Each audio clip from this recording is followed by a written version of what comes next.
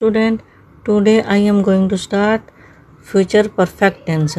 Future perfect tense have four sentences: simple sentence, negative sentence, interrogative plus negative sentence. जिस जुमले के आखिर में जुमला बनाते वक्त जिस जुमले के आखिर में चुका होगा, चुके होंगे या चुकी होगी वगैरह आए वो फ्यूचर परफेक्ट टेंस कहलाता है।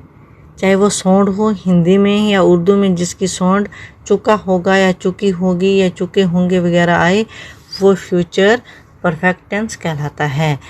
और फ्यूचर परफेक्ट टेंस का एक रूल्स ये भी है, फ्यूचर परफेक्ट टेंस में वर्ब की थर्ड फॉर्म का इस्तेमाल होगा। ये मेन रूल्स आपने याद रखने हैं। फ्यूचर परफेक्ट टेंस में विल हैव और शैल हैव का इस्तेमाल होगा। विल और शैल जैसे फ्यूचर कंटिन्यू टेंस में will, he, she, it, you, they के साथ इस्तेमाल हुआ था और आई वी के साथ शैल।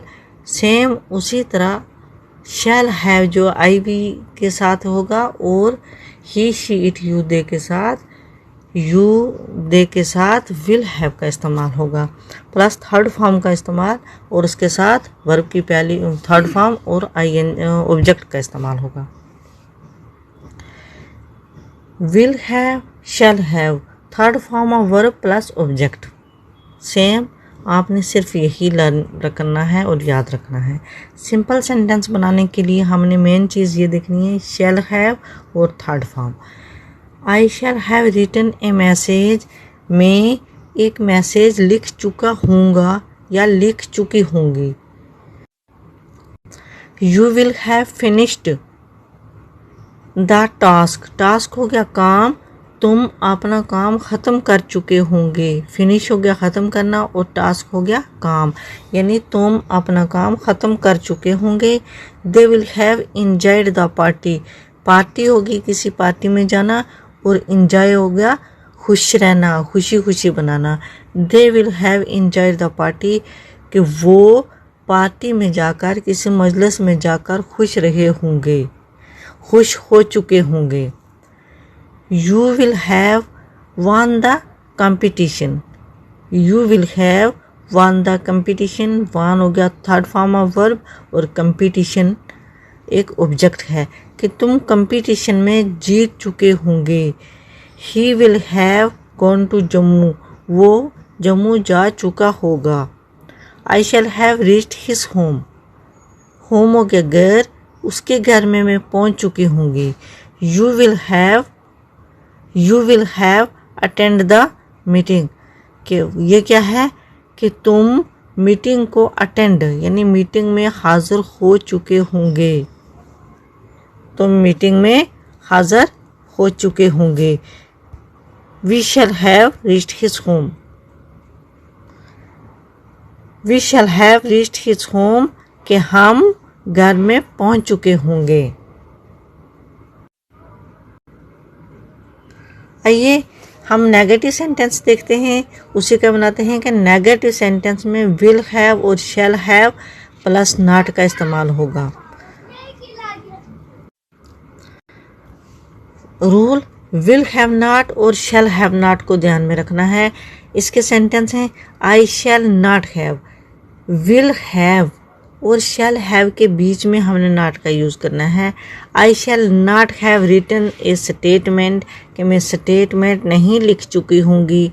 You will not finished the work, तुम अपना काम ख़त्म नहीं कर चुके होंगे। They will not have enjoyed the party, वो पार्टी में खुश नहीं हो चुके होंगे। You will not have won the competition, वो कंपटीशन में जीत नहीं चुके होंगे।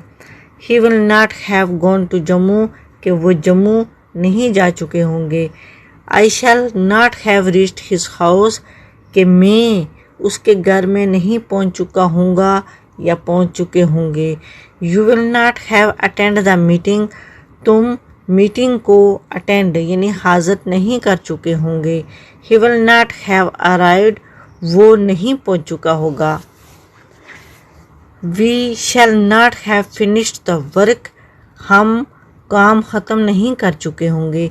इस रूल्स को आपने ये देखना है, will have not and shall have not, ये नॉट जो है इस हैव की यानी नेगेटिव सेंटेंस में विल भी इस्तेमाल होगा, विल का भी इस्तेमाल होगा, हैव का भी और नॉट का भी।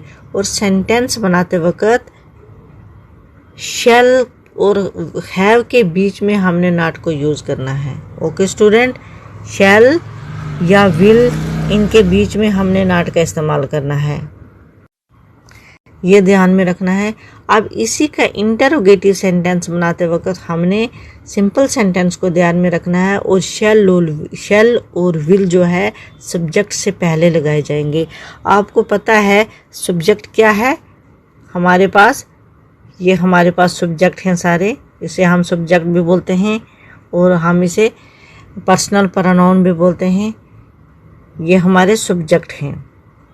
यहाँ पे हम नाम भी लिख सकते हैं। We shall, Nazia shall not have finished the work, Nazia shall not have finished the work. Raja will not have arrived, Raja नहीं पहुँचा था। ये सेंटेंस बनाते वक्त आप इसका इस्तेमाल कर सकते हैं, नाम का भी इस्तेमाल कर सकते हो।